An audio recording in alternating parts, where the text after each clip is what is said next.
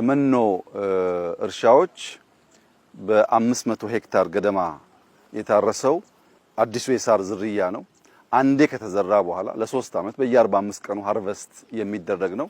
እዚህ አካባቢ ላይ አልፎ አልፎ የዝናብ እጥረት ሲያጋጥም በድርቅ ምክንያት ከብቶች እንዳይጎዱ አፋር አካባቢ፣ ሶማሌ አካባቢ፣ ቦረና አካባቢ የጀመርነው አዲስ ልምምድ ነው። እንደከዚህ ቀደሙ ድርቅ መጥቶ ከብቶቻችን እንዳያልቁ የሚያግዝ ስራ ነው። አሁን ያየነው 500 ሄክታር ገደማ ነው። ከዚህ በላይ መስፋት ማደግ አለበት።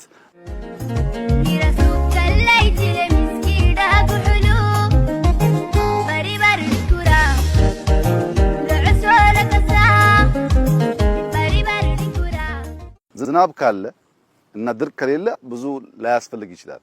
ግን ድርቅ ያለበት በቂ ዝናብ ያለበት አካባቢ ደግሞ ካለ መኖን እየጫን ወስደን ለአርሶ አደሩ እስካሁን ባለው ሁኔታ በነፃ ነው የሚከፋፈለው። ይሄ ከመኖ አንፃር በጣም ጠቃሚ ነገር ነው።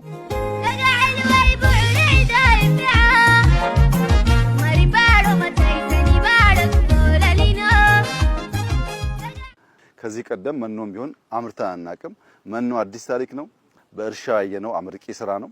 አፋር የሚያርስ ያን ፕሮሰስ የሚያደርግ ለምግብነት የሚያቀርብ ለከብቶቹ መኖ የሚያቀርብ ከሆነ በሌማቱም በእርሻውም በኢንዱስትሪውም በተሟላ መንገድ አካባቢውን ሊቀይር የሚችሉ ስራዎች ናቸው ተብሎ ሊወሰድ ይችላል።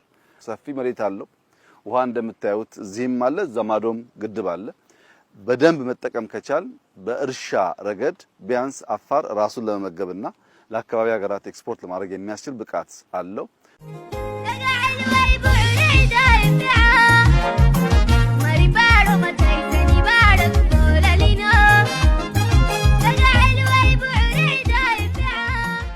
በማዕድን አፋር ይታወቃል። ሰፊ መሬት ስፋት ነው ያለው። ሽፋኑ በጣም ሰፊ ነው።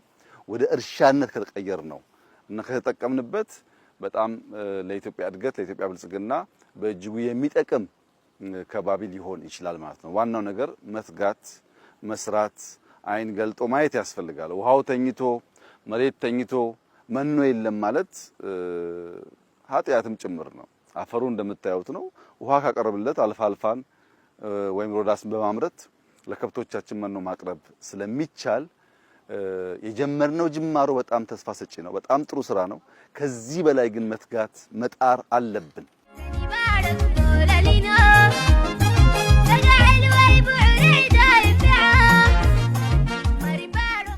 የምናስበውን ብልጽግና የምናስበውን መለወጥ ለማምጣት ጅማሮአችን መልካም ቢሆንም መፍጠን ደግሞ አለብን። መፍጠን አለብን፣ መፍጠር አለብን፣ ማያያዝ አለብን። ያኔ የተሟላ የልማት ገጽታ ያላብሰናል። እስካሁን ባለውና ባየነው ነገር በጣም ደስ ብሎናል። ይሄ ረመዳን ወቅት ነው። በረመዳን በዚህ ሙቀት አፋር ውስጥ እንደዚህ ያለ ስራ ማየት አዲስ የስራ ባህል መፈጠሩን ያሳያል። ህዝባችን እንዲበረታ እንዲሰራ ሰርቶ ብቻ በላቡ ራሱን ማኖር ራሱን ማቆየት ለልጆቹ መልካም ሀገር መተው የሚችለው በልመና አይደለም፣ በስራ ብቻ ነው። መልካም የሆነ ሀገር አለን። እንስራ፣ እንተባበር፣ እንለውጥ፣ እንፍጠር። በዚያ መንገድ ልጆቻችን የማይለምኑ በአንጻሩ የሚሄዱ ሆነው ሀገር እንዲረከቡ ስለሚያስችል እንበርታ፣ እንስራ ላለው እጅግ በጣም ጥሩ ቆይታ የነበረን። አመሰግናለሁ።